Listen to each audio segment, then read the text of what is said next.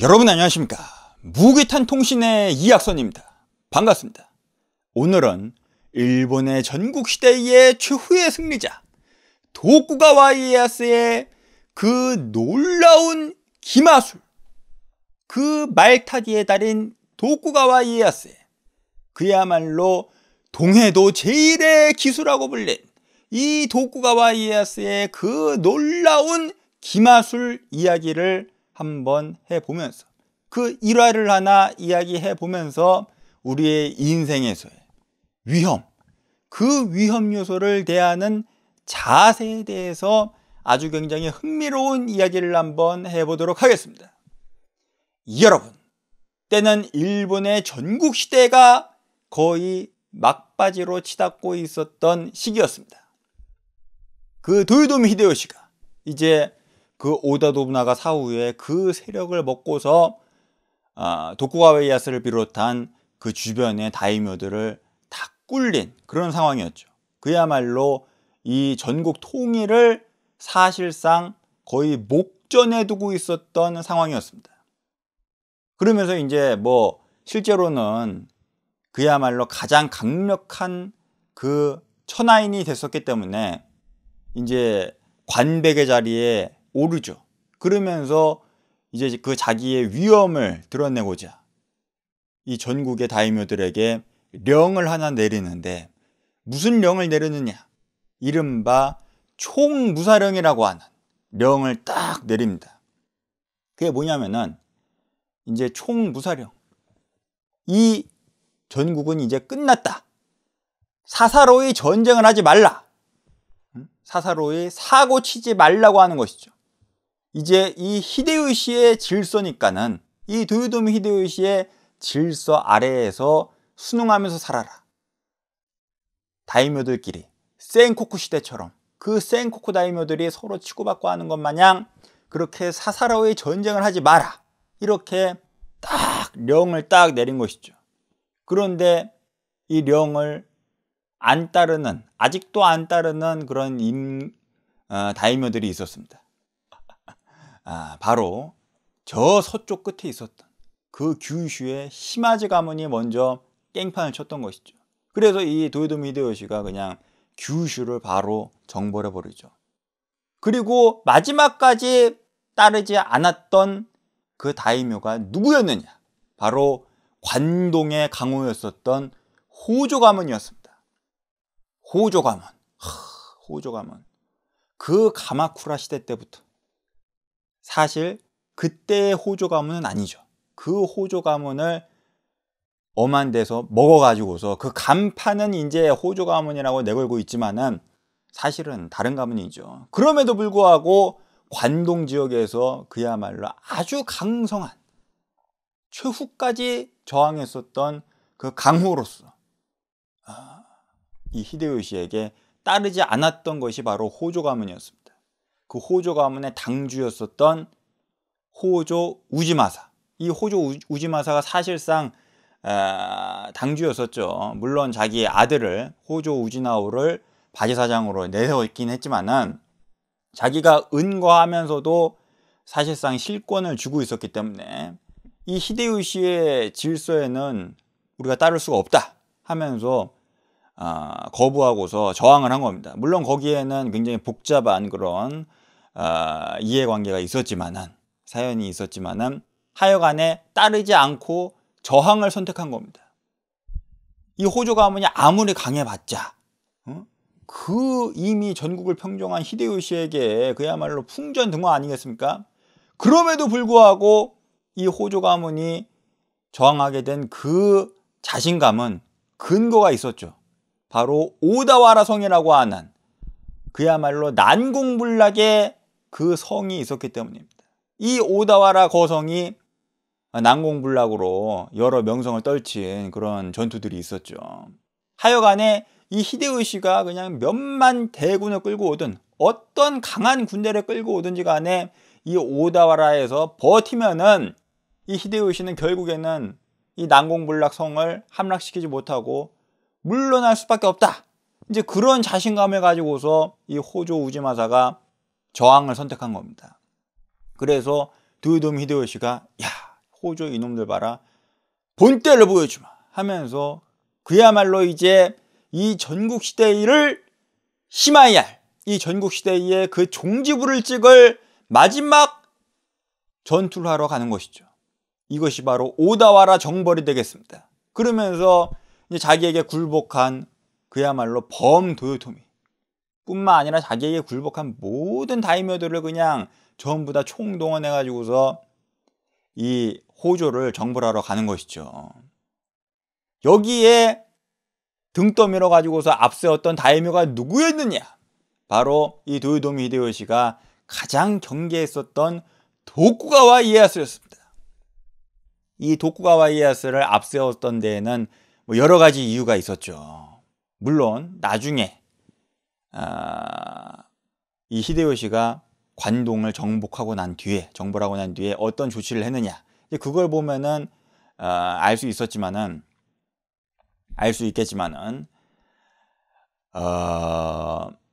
이 도쿠가와 이에야스를 그 강한 호조 가문의 난공불락성, 그 오다와라를 치게 하면서 그 힘을 빼게 하는 이제 그러한 이유도 있었고, 또 하나는 그 미카와 지역에서 그야말로 조상 대대로 그 뿌리를 내리고 기반을 다지고 있었던 이 도쿠가와 이에야스를 새로 정복한 그 관동 지역에다가 전봉을 시켜가지고서 나중에 그 시골 깡촌이었던 에도로 그냥 전봉을 시켜버리죠. 미카와는 뺏어버리고, 그렇게 하면서 이제 영원히 개인세일을 시키려고 이제 그러한 아주 음흉한 의도를 가지고서 이 도쿠가와 이에야스를 앞장세워서 보낸 겁니다. 물론 이것은 이에야스에게 전화위복이 되지만은 하여간에 이 도쿠가와 이에야스가 등 떠밀려 가지고서 앞장서서 군대를 끌고서 오다와라를 향해서 진군을 하는데, 이 히데요시가 그 와중에서도 이 도쿠가와 이에야스를 겐세이하려고 감시하기 위해서 자기의 그 신복 다이묘들 셋을 그냥 그 군대를 딸려 붙여 가지고서 보낸 겁니다. 그래서 이제 그 어마어마한 그 군대가 호조를 치러 가는 것이죠. 오다와라를 향해서. 그러면서 가는 길에, 그 행군길에 어느 굉장히 물살이 센 그 하천을 만납니다. 하천을. 뭐 일본이다 보니까는 큰 그런 강은 아니고 뭐 계곡보다는 조금 그래도 하여간에 물살이 아주 센 그 하천을 만났는데, 여기에 다리가 그냥 외나무 다리가 하나 있는데 무슨 그냥 고목나무 통나무 하나 쓰러뜨린 것 마냥 생긴 아주 부실한 외나무 다리가 하나 딱 걸쳐져 있는 겁니다.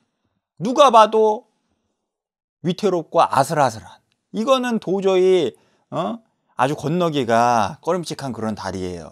아주 부실한 엉터리 다리가 하나 있는데 이제 그걸 건너야 되는 것이죠. 그런데 그 상황에서 그 행군하는 그 군대의 그 시선이 일동 전부 다 어디로 향했느냐? 바로 도쿠가와 이에야스한테 향했던 것이죠. 이 도쿠가와 이에야스가 그래도 다이묘니까 말을 타고서 가고 있었는데 이 외나무 다리를 건너야 되는 그 목전의 상황에 딱 있는 겁니다. 근데 왜 다들 이 도쿠가와 이에야스를 쳐다봤느냐? 이 도쿠가와 이에야스가 그야말로 기마술의 대가로, 이 말타기의 달인으로 아주 명성이 자자했었기 때문입니다. 그 별명이 동해도 제1의 기수였습니다. 그 동해도 지역, 그 미카와 그 도쿠가와 이에야스의 나와바리에서 말을 그냥 제일 잘 타기로 소문난 인물이 이 도쿠가와 이에야스였다고 하는 것이죠. 실제로 이 이에야스는 그 교토에서 그 오우쭈부 류라고 하는 그 류파에서 아주 정통으로 말타기를 배운, 그 말타기로 아주 유명한 오우쭈부 류를 정통으로 익힌 그 말타기의 달인이었습니다. 그렇게 말타기를 잘하니까는 그 다케다 신겐하고 미가다가하라 전투에서 싸울 때 패하고서 그 다케다 기마대가 그냥 추격을 하는데 살아가지고서 그래도 주랭랑을 칠 수 있었던 게 이 도쿠가와 이에야스 아닙니까? 그렇게 말타기를 잘하기로 아주 소문난 인간인데 어디 한번 이 어마어마한 그 군대가 다 쳐다보고 있는데 어떻게 이 외나무 다리를 건너는지 한번 보자. 일동 다 주목을 했던 것이죠. 특히나 이 도쿠가와 이에야스의 그 수하 군대들이 아니라 도요토미 히데요시가 이제 딸려붙인 겐세이를 하기 위해서 감시하기 위해서 딸려붙인 그 다이묘하고 병사들은 한번 지켜보자 이렇게 상황이 된 것이죠. 그러면서 이에야스가 탁 터벅터벅 말을 타고서 그 외나무 다리 앞까지 갔는데 여기에서 어떻게 했느냐? 그야말로 모양 빠지게 김 빠지게 가오가 안 살게 말에서 탁 사뿐 이렇게 딱 내리더니 그 말은 병사를 끌고서 먼저 병사를 시켜가지고서 끌고 건너게 하고 자기는 혼자서 건너는 것도 아니고 아주 건장한 그 병사들의 부축을 받으면서 그 외나무 다리를 살금살금 이렇게 새 각시마냥 그렇게 살금살금 사뿐사뿐 건너더라는 겁니다. 이런 코미디가 어디 있습니까? 그야말로 그 도요토미 히데요시의 그 붙여갖고 보낸 그 병사들은 전부 다 박장대소를 하면서 비웃는 것이죠. 저 도쿠가와 이에야스가 그냥 물에 빠질까봐 살금살금 그냥 개걸음으로 건너가는 꼴을 봐라. 동해도 제일의 기수라고 하더니 허명이었구나. 명성이 헛되었다. 저 우스꽝스러운 모습을 봐라 하면서 그냥 다들 깔깔거리면서 비웃는데 그 도요토미 히데요시 신복 그 다이묘들은 간담이 그냥 서늘해지는 것이죠. 사스가 이에야스다 나. 역시 이에야스다. 감탄을 마지 않았다고 하는 것입니다. 왜 그랬느냐? 도쿠가와 이에야스의 그야말로 그 신중함, 그 체면 때문에 위험을 감수하지는 않는 그 실용적이고 그 현실적인 사고방식과 그 태도, 여기에 감탄을 할 수밖에 없었다고 하는 것이죠. 그 많은 병사들이 다 쳐다보고 있는데 그 많은 사람들의 시선이 주목되고 있는 와중에 폼을 잡느라고 그냥 내가 한번 여기에서 보여주겠어 하면서 무리한 도전을 하는 것이 아니라 남이사 비웃거나 말거나 니들이 비웃거나 말거나 안전하게 가야지 하면서 비웃든지 말든지 내려가지고서 그 병사들의 부축을 받아서 사뿐 건너는 이 도쿠가와 이에야스의 모습 얼마나 무섭습니까? 그렇죠? 자고로 이 수뇌부라고 하는 것은 위험을 피할 수 있으면 최대한 피하고 위험을 줄일 수 있으면 최대한 줄여야 하는 것이죠. 네? 폼을 잡느라고 위험함에도 불구하고 내가 여기에서 이거 뒷걸음치면은 가오가 안 살지 하면서 폼 잡고서 말을 타고서 그 외나무 다리를 건너려고 해다 쳐보십시오. 안 그래도 이 말이라고 하는 동물은 이 후방 맹점이 있어서 겁이 많은 동물입니다. 말은. 그래서 놀라가지고서 그냥 힝 하면은 그냥 바로 외나무 다리에서 떨어져 가지고서 물에 풍덩 빠지고 그 얼마나 개망신입니까? 완전 개망신이죠. 그런 개망신 당할 수 있는 그 위험을 굳이 감수할 필요가 없다고 하는 것이죠. 뭐 때문에? 체면 때문에, 자기의 그 가오 때문에, 폼 때문에 굳이 감수할 그럴 감이 있는 일이 아니다 이것은 하면서 안전하게 내려가지고서 사뿐 가는 것이죠. 이것이 바로 도쿠가와 이에야스입니다. 여러분, 우리의 인생에서, 우리의 일상에서도 그냥 폼 잡느라고 남들이 다 쳐다보고 있는데 가오 때문에 뭔가 이게 체면이 구기면 안 되니까 어설프게 그냥 무모하게 도전을 했다가 망신당하는 일이 얼마나 많습니까? 그럴 필요가 없다고 하는 것이죠. 응? 위험은 줄일 수 있으면 줄일수록 좋다.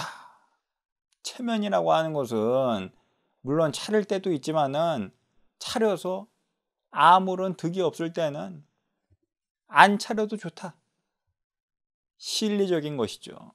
그렇게 이 도쿠가와 이에야스는 최후의 승리자가 되는 그러한 기지를 위험을 최대한 피하면서 자기의 실리를 추구하고 결국 어떻게 해서든지 생존해가지고서 마침내 승리하는, 마침내 원하는 것을 성취하는 그러한 인생을 살 수가 있었던 것입니다. 동해도 제일의 기수라고 불렸지만 사실 그 동해도 제일의 기수라고 하는 그 기마술은 화려하게 말을 타가지고서 묘기를 부리는 기마술이 아니라 생존을 하는 기술인 것이죠. 미카타가하라 전투에서 그 다케다 기마데이의 추격을 받으면서도 살아서 도망치는 그 기술, 이 오다와라를 정벌하러 가면서 말에서 내려서 사뿐사뿐 다리를 건너는 그 기술, 이것이 바로 동해도 제일의 기수의 기마술이었던 것입니다. 여러분, 우리 이 도쿠가와 이에야스의 그 기마술 이야기를 한번 생각해 보면서 과연 무엇이 실리적으로 우리에게 득이 되는 일인가? 위험은 최대한 줄일 수 있으면 줄일수록 좋다라고 하는 생각을 해보면 좋을 것 같습니다. 그죠? 좋은 것이죠. 좋습니다. 네. 시청해주신 여러분 대단히 감사합니다. 지금까지 무기탄 통신의 이학선이었습니다. 감사합니다.